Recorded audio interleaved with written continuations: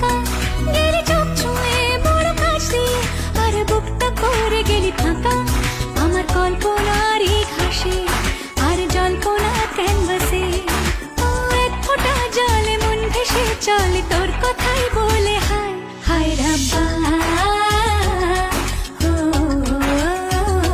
হায় রাব্বা, ও তোর পরশে আমার পরাণ পাথর গলে, তোরে ছাড়া আমার একটা দিন না ঢলে। ওই রূপর ঘরে রূপের বাতি জেলে